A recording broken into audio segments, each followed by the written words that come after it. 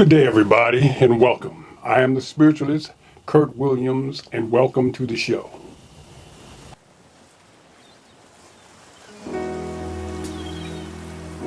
On the beach in the sand, I think of you.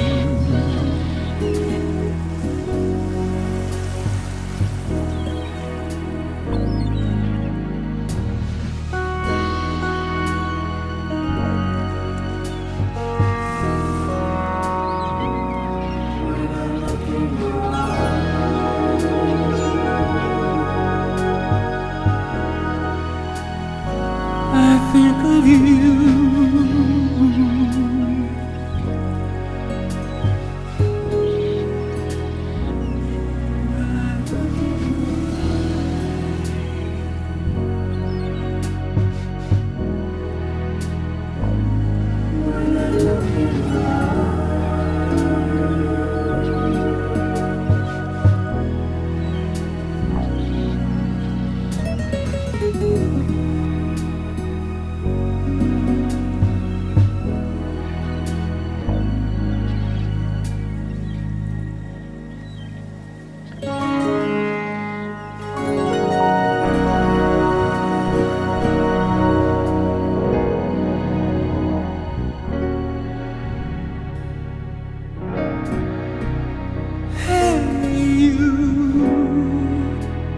Did you realize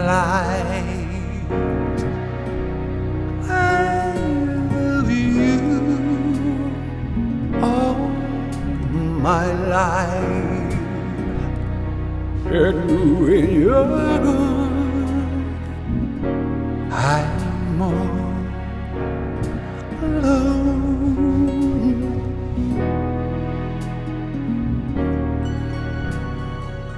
Today, I would like to get a few things off of my chest, so to speak.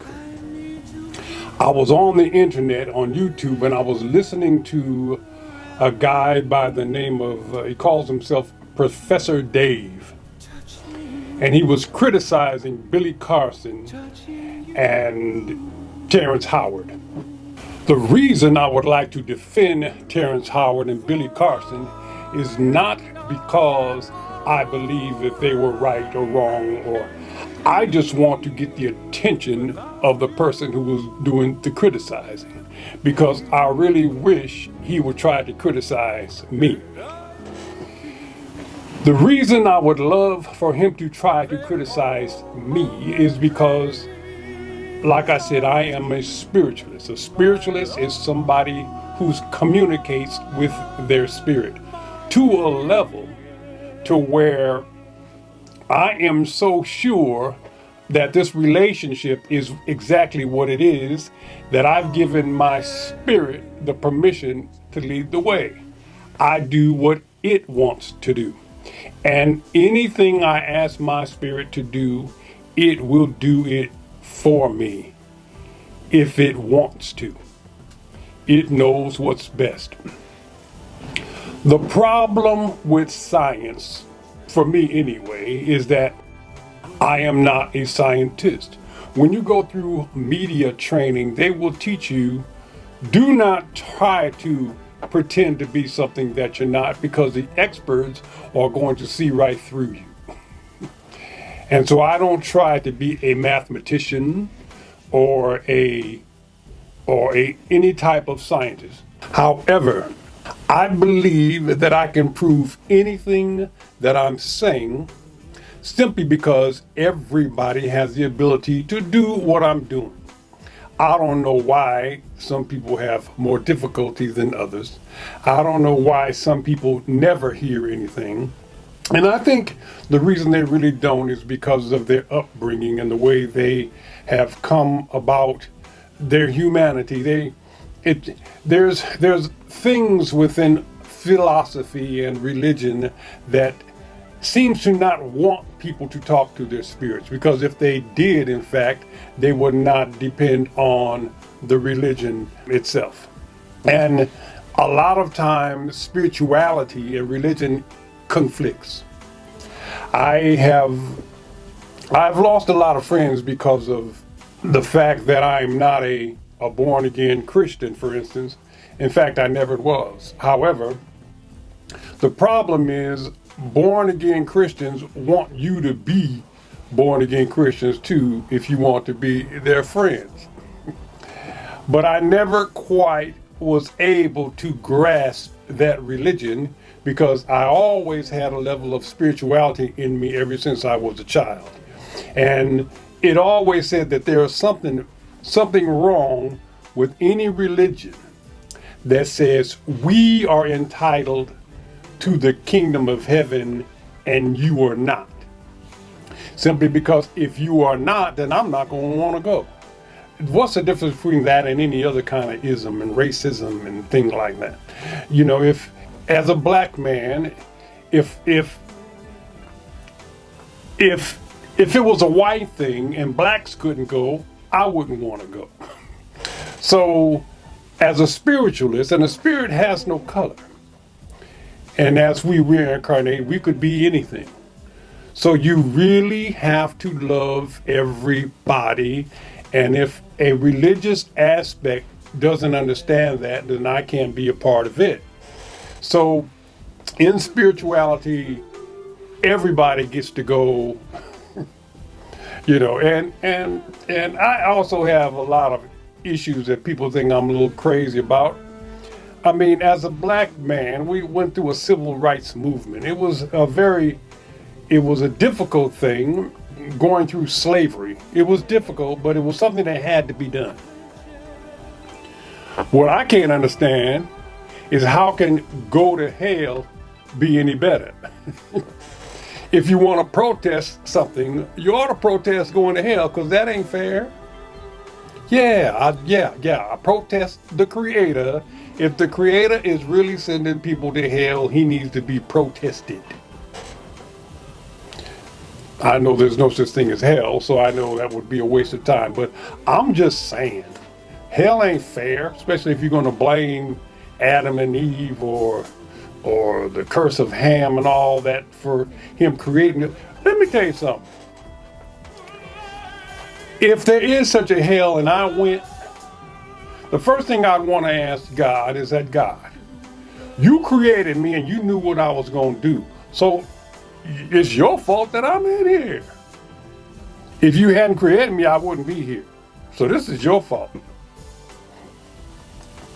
You know, so it's as far as I'm concerned, I am liberated because I don't believe in the concept.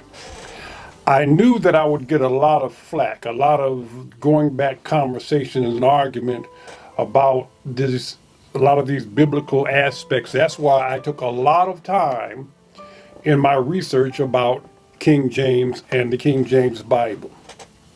And I could assure you that when King James finished this particular Bible, I could go all into that. I think I have gone on into that on other episodes. But when King James finished his Bible, nowhere in that Bible did it say it was the Word of God. Nowhere in it. First of all, you got to understand a lot about King James. No, he wasn't a black man. That was just somebody drew a painting of him and did a cross-hatching thing and made it very dark. And somebody said, oh, look, he's dark. He's black. Well, that wasn't it. But let's just say King James was very liberal as far as who he decided to fall in love with. So he really wasn't going to put a lot of things in there that would be so divinely inspired by the Creator that would put him in. And it's just a story. It's just a book. A provisional book. Provisional meaning that providing information you have at the time. So as far as this Professor Dave is concerned, I wish I could get his attention so he can criticize. Okay, first, Dave, this is what I do. My spirit talks to me, and it tells me what to do. I can't lose anything because all I have to do is say, Big Curt, I call it Big Curt. Big Curt, can you help me find my whatever? And all I have to do is take my mind off of it for a couple of seconds and boom. And I've been doing this forever.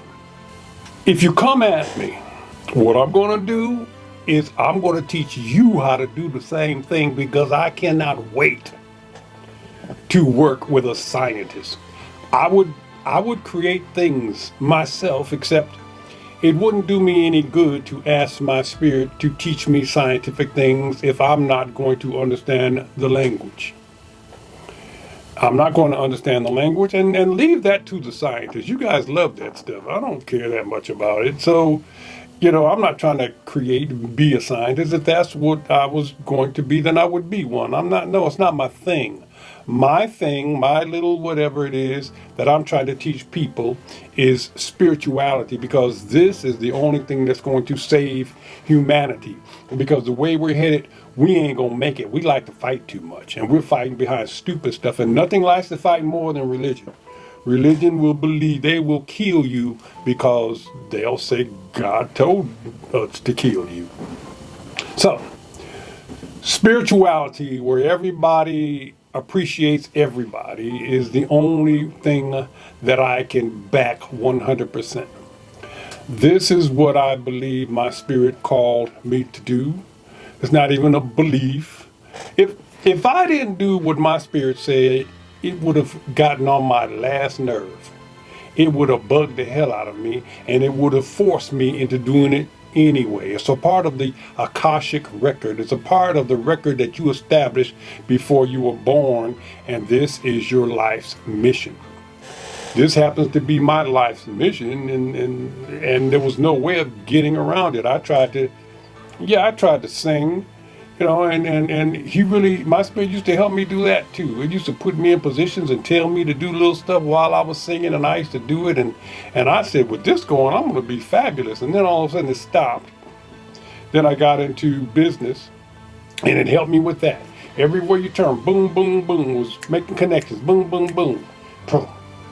And until I was able to take care of my family, I believe that was the purpose of that. And then later on, I decided that was enough of that, and now you're going to do this. So this is what I'm doing now. And I believe I can work with scientists. I don't see any reason why I cannot teach anyone to be a spiritualist. All you're doing is you're able to hear. Some people call it their conscience, but it's not your conscience. As a spiritualist, I can tell you exactly what it is. Some people call it guardian angels. It's not angels either. I know what it is. What it is who you really are, trying to communicate with this avatar that it has made a contract with to exist in this human form. Curt is not real. Curt is temporary. Meaning not real is temporary. I'm no more real than a television character. Television characters they only last a certain amount of seasons either. And after that, they become reruns. Well, I could be a rerun, but I'm only going to last for so long, where as your spirit lasts forever. I would love to work with a Professor Dave and dare him to call me a fraud, because I'm just going to say, okay, Mr. Dave, let me show you how to do what I do. Next thing you know, you're going to be coming to me talking about, wow, Curt, guess what I just invented? And Terrence Howard, they talk about you really bad, brother. They say you're making up pseudoscience and everything. If I could work with you and teach you how to communicate with your spirit, I'm not saying you make up stuff, but I'm just saying you wouldn't have to make up stuff. You just wouldn't have to, because everything, you wouldn't need any patents. You talk about how you have more than 97. If you were a spiritualist and communicated with your spirit, you would not need a single patent. You won't need one. All you do, since you want to be scientific and invent stuff, you just ask your spirit to help you, and it will show you how you do it. And the next time you're in a movie, you arrive on the set in your new spaceship. You land there and you get out of it. And when everybody asks you, what is that and where'd you get it from? You say, don't worry about it. It's mine. You can't have one. Where can I get one? You can't get one. Yeah. When it comes time to go, you open up a portal that your spirit told you how to do. And instead of talking about portals and all this stuff, you just make one. You go through it and everybody said, did you see where Terrence, he just went through a portal? And he won't tell us how to do it. You won't need a patent because too many people, you're like, I'm not giving y'all a patent. You're just going, no, you know. I'm not trying to be funny. But you will be able to create all this stuff you pretending you making up. You won't have to pretend no more. You're using your brain. You're using your brain. If you could stop using your brain so much and use your spirit, you won't have to make shit up. Oh, you would really be, when you come up with something new, you can just really, and everybody be looking at you like, it would be the greatest thing. Wouldn't be great for me because I'm not a scientist. I would have to learn the language to communicate with scientists. I don't have time for that. I don't need to do that. It's amazing being able to do what I do. Communicating with your spirit is such a magnificent gift. It puts you in a difficult place sometimes because you don't understand a lot of these people who claim to be doing things that you know you wouldn't do, like mediums. There's no way I would sit there and communicate with somebody's dead loved one. Why would I do that? There would be such a great fear. I would fear so greatly that some of these voices would get stuck in me and never leave. Just like that movie Ghost with Whoopi Goldberg, and they all started bugging her because that was the only way they could communicate with their loved ones. Why wouldn't they do that? I have a deal with my spirit. It says, me and you only, nobody else is allowed in here, just me and you. And so this was my thing that I was going to do. Anybody want to criticize me, I will just teach them how to do what I do. And there would be nothing to criticize. So far, I only got one person who's interested in finding out how to do any of this stuff. They don't see the value in it. They're like, yeah, I don't want to do that. I'd rather go listen to the preacher tell me what to think. Yeah, I've had people literally tell me that. And then they would kick me out their house. And let me explain this outfit that I have on. It's not African.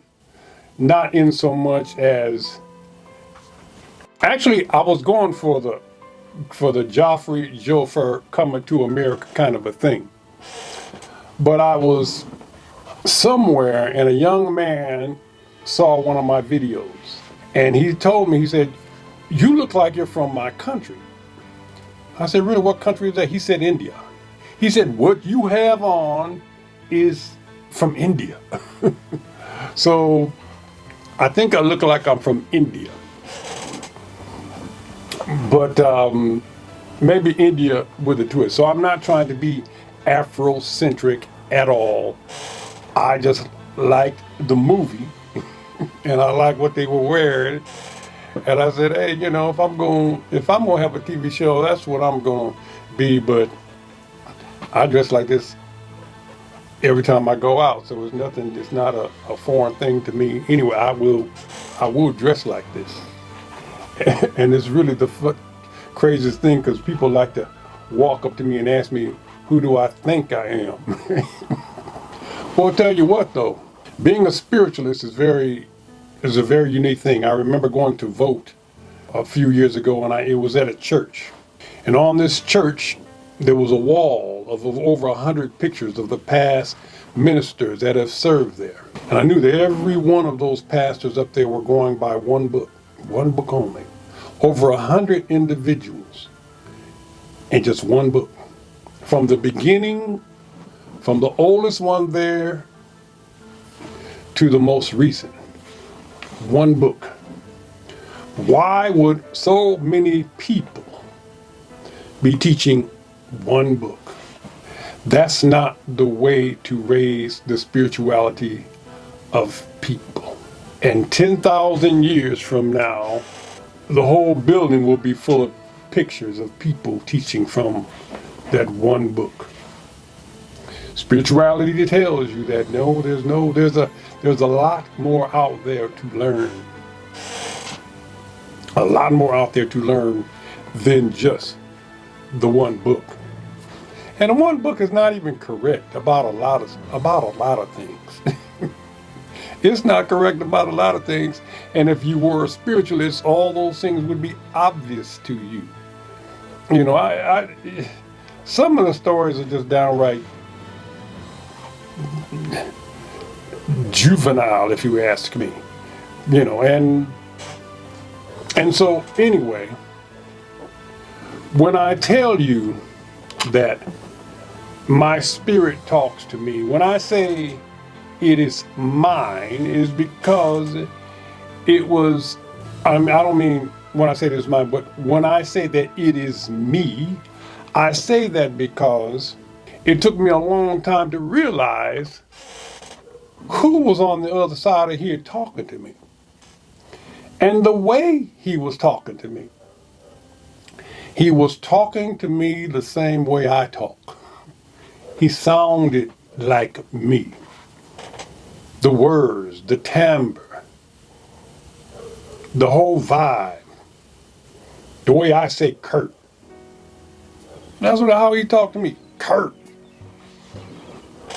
Now, I was a Howard Stern's fan for a lot of years, and one of the reasons I admired Howard Stern is because Howard was a kind of a crazy dude, and but you couldn't ever corner him and get him into a scandal because of something that he had done. Simply because he would be the first one to tell you what he did. So when you brought it up as some kind of a scandal, he would be like, oh, we've already talked about that already on the show. So it was hard to catch him in something. So I'm going to tell you about a spiritual thing that happened to me. Because one of these days somebody's going to see me and say, hey, that's Curt. And they're going to say, I remember when Curt used to go out with this transsexual. And I did. Let me tell you what happened to me when I went out with a transsexual. This was back in 1984. This is kind of an amazing story, and it's probably my biggest spirituality story.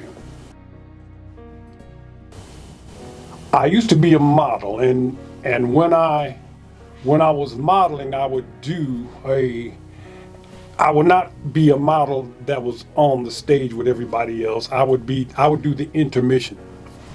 And the models would do their thing, and during the intermission of the show, I would be the model in the middle of the show. And I had a partner, Lady Mahassan, and we would wear this brass outfit. So we sat down at a show one day, and we were there to do the intermission show, and the most attractive woman I've ever seen in my life came and sat down at the table with us. And I looked at her, and I'm like, okay. Mahassan looked at her, and no problem. This girl was stunning. Mahassan was already beautiful. But this girl, I'm just saying, she was like something I had never seen before. And so it came time for me and Mahassan to go get ready to do our thing. And while we were in the dressing room, the woman that I was talking about came in the dressing room. And she sat down and she said, they're out there doing swimwear, and I don't want to see anybody doing no swimwear. I just don't want to see that. You know, be honest with you, what she did was she came in there to see me get dressed. So anyway, the show went on, and about a week later, I met up with the same person during another show, and I was so enamored by her that I asked her out. We went out on a date. And remember the singer Bobby Womack, the song, If You Think You're Lonely Now. He was at the restaurant. We passed by Bobby Womack, and Bobby tried to pretend like he knew me. And all the while, he just wanted the girl to know that I knew who he was so he could say something to me. Something like that. But anyway, when she sat down, I said, did you see Bobby Womack pretend like he knew me just so he can meet you? And she said, yeah, men always try to do that to me. I'm like, okay, look at you. She was beautiful.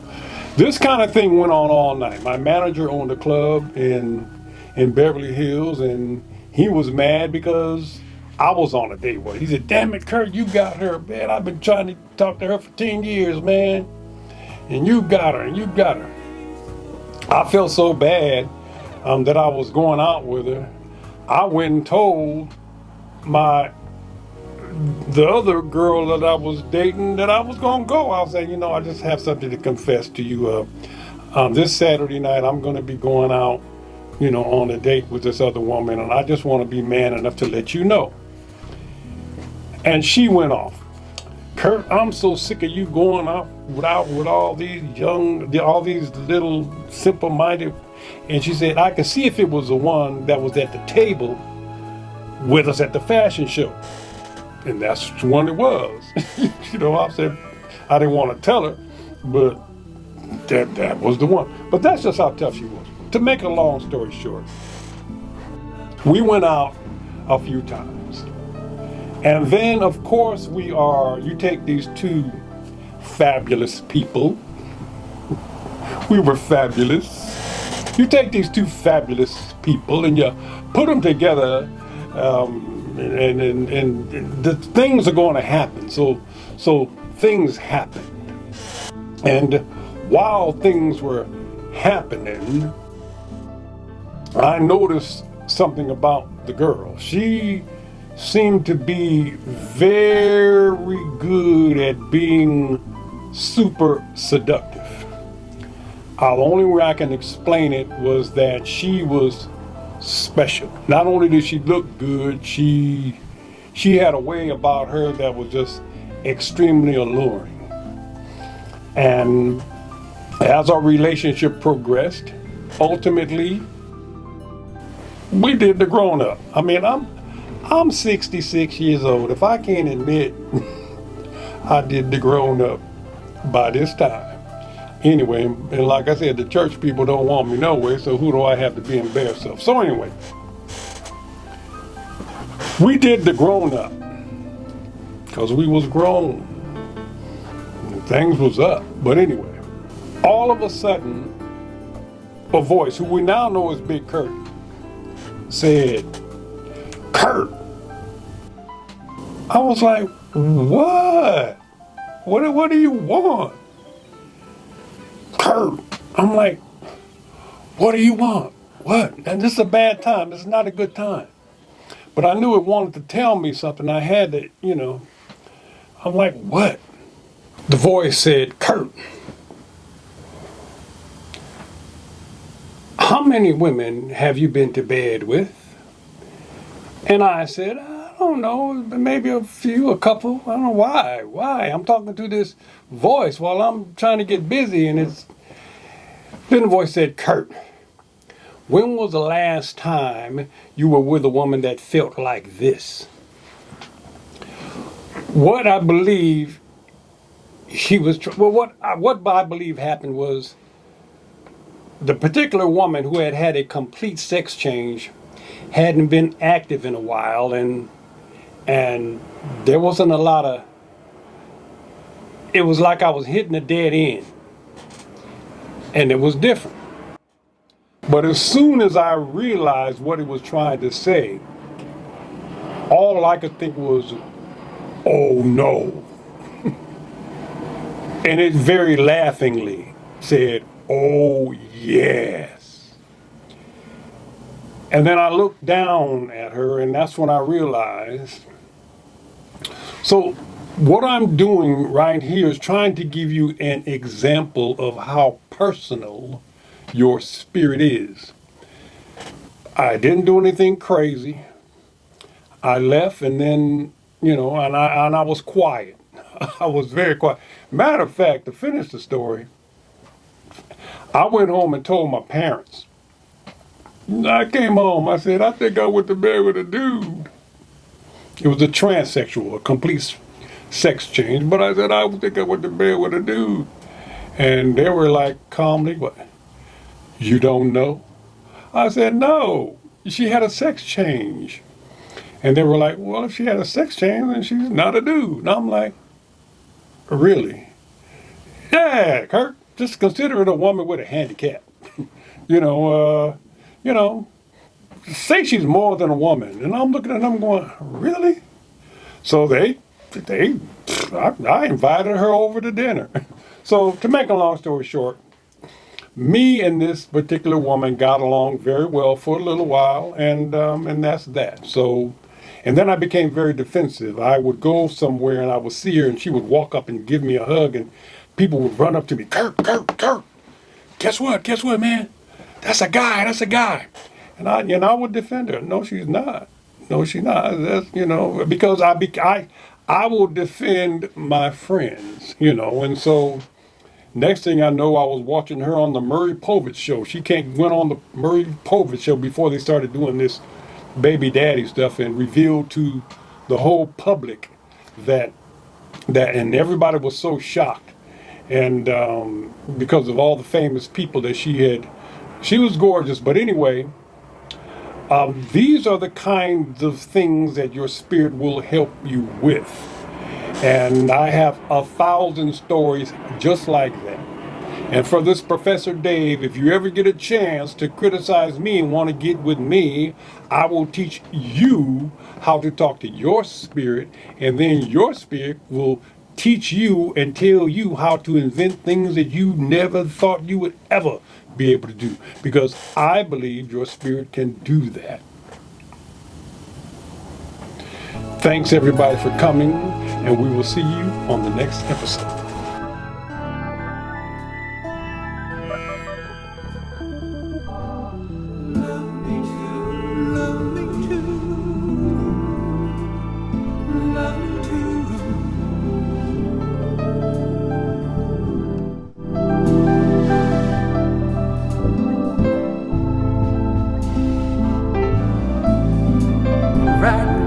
Right there.